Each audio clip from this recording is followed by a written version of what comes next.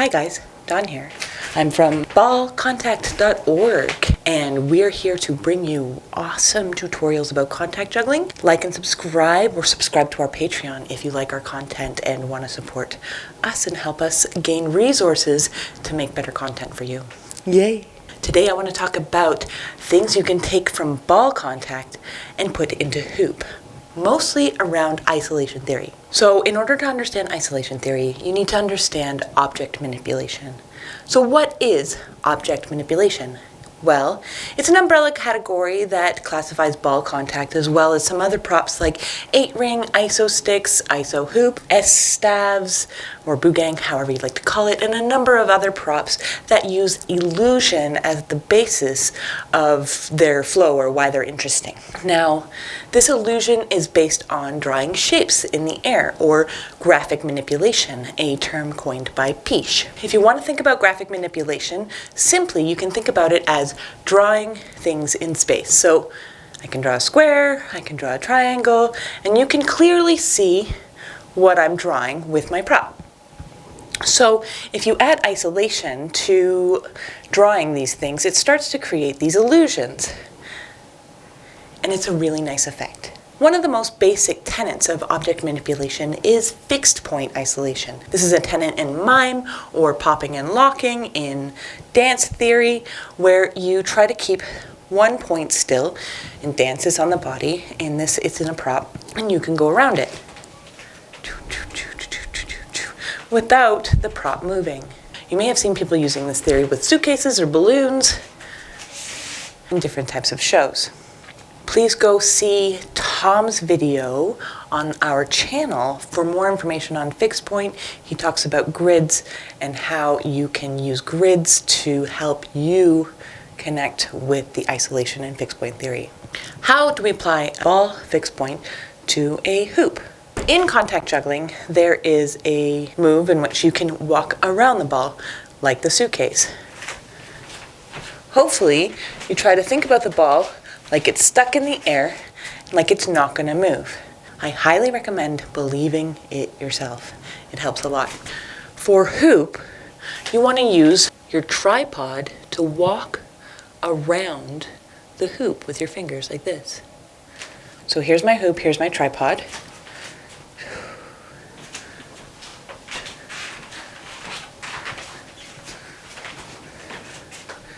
So I'm walking my fingers around the hoop as I go around it. Here's a closer look.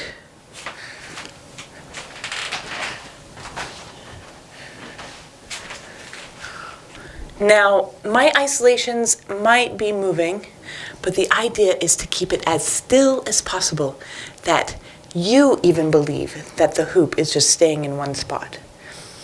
My prop is mostly ball, and so my sort of refinement is in that. Whereas hoop, you might see some shakes, so please forgive me. Another one you can do from ball to hoop is palm circles. As you can imagine, palm circles is drawing circles in your palm.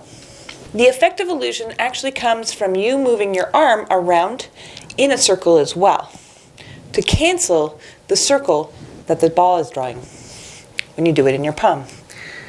Learning this, make sure you go very slow and pay attention to each balance point. You'll be more refined that way. So in a palm circle, those two ideas cancel themselves out, making so that you could have a still ball. With a hoop, you're still drawing a circle and you're still going around the palm, but it's vertical. The palm circle in ball contact is horizontal, whereas the palm circle here is going around my palm. So in order to do this, I'm going to draw a circle around, making it look like the hoop's not moving. And the trickiest part is right here. What you want to do is you want to roll the hoop and make sure you're touching every part of it so that you have the most control possible, like you would walk through your fingers in a ball contact. So here we go. Trying to do it as slow as possible.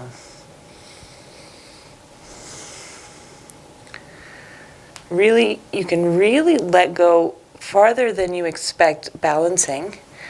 And going through and balancing it and letting it rock a little bit is actually really helpful. In object manipulation world, we really need it to be still. The objective is stillness and not just a floatiness. Another one you can apply for a hoop is the enigma. So just for a second, I want you to put down the ball, put up your thumb and your forefinger, and then I want you to switch and switch and switch. This might be hard for you. I've practiced for a long time. Don't worry, it's not important that you get it right now. I just wanted to put an idea in your head. We're gonna switch, right? Switch, switch, switch, switch, switch, switch, switch.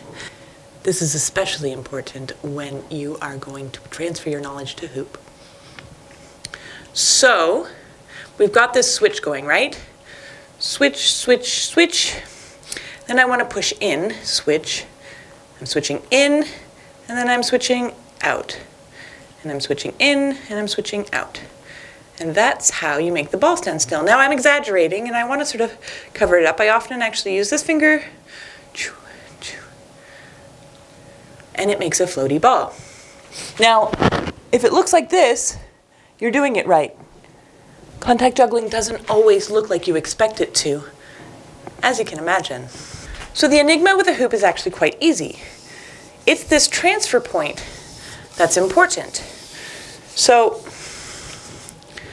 I'm actually transferring and switching right here. Now I'm not doing a very good job of isolating because I'm talking and doing this at the same time.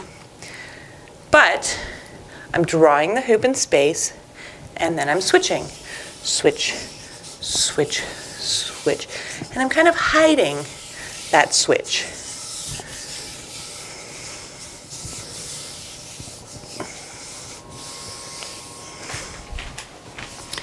Enigma! The last move I'm going to talk about today is the gerbil roll. The gerbil roll in contact juggling is like you have a little gerbil in your hand and he's running away. And he can run backwards and he can run forwards. And you can also use your palms to palm like this to go. And to isolate it, you really have to sort of cup under the ball. It's a bit of an exaggeration. So just draw that crescent underneath the ball to be able to make it look isolated. In hoop, it's very similar, except you actually get to grip the hoop. I tend to go up, but you can go up or down. And again, it's like walking a little animal through your hands.